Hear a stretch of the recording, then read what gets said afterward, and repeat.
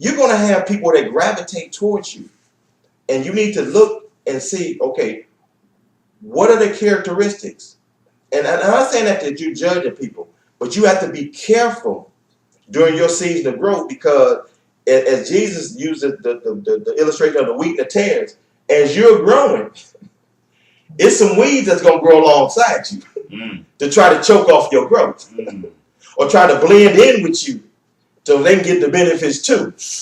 Yeah, y'all didn't catch that. Yep. It's some folk that's gonna try to suck off of what God is doing for you, because God is so good.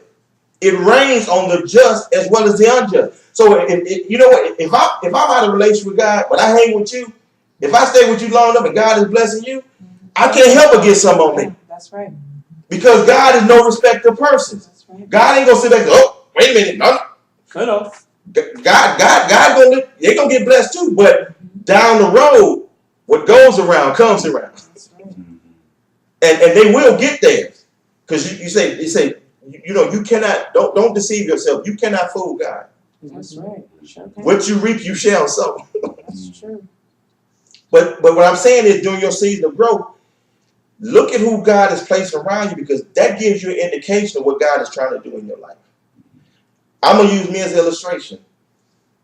What God is doing right now, it's people that God is bringing into my life right now.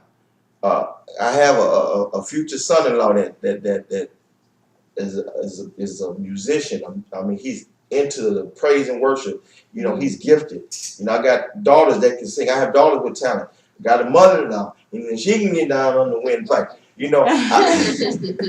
I got a nephew that understands a business aspect of things as well as a calling in ministry. Mm-hmm. I mean, even with people that I'm being connected with in other states, God is bringing people into my life right now that kind of fit into the pattern of what He's trying to build as far as this ministry is concerned.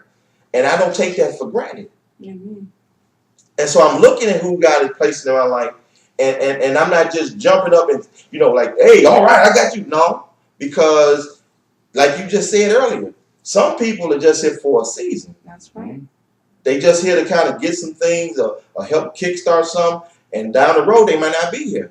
So I don't take it for granted, but I don't get all big heads and say, oh, yeah, oh, boy, look at boy, it's coming together now. Mm-hmm. I look at it and I see, okay, God, what's next?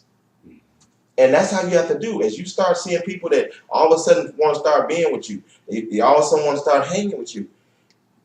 Search their heart for their reasoning. And those, this the thing now, those that you see and believe are not necessarily for you, you don't cut them off.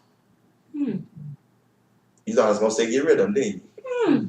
Because God says in His word, Jesus said the wheat and the tare, they grow together. If you cut too soon, the reason the wheat and the tare can grow together is because when they're growing, they look the same.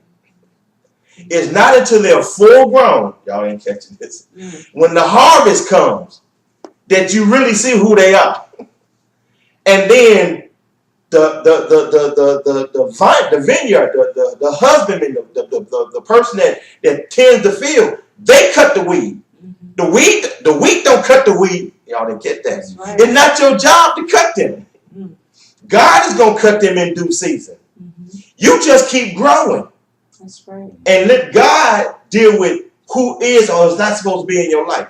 You just be careful. Jesus said this. He says, be as gentle as doves, but as wise as serpents. You be peaceful, but don't you let your guard down.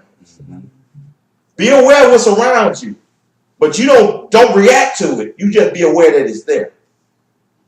And so in this season of growth, there are going to be some people that come in your life. Don't get the big head, just get, oh, I got all these folk now. No. Discern who's coming around you. That's right.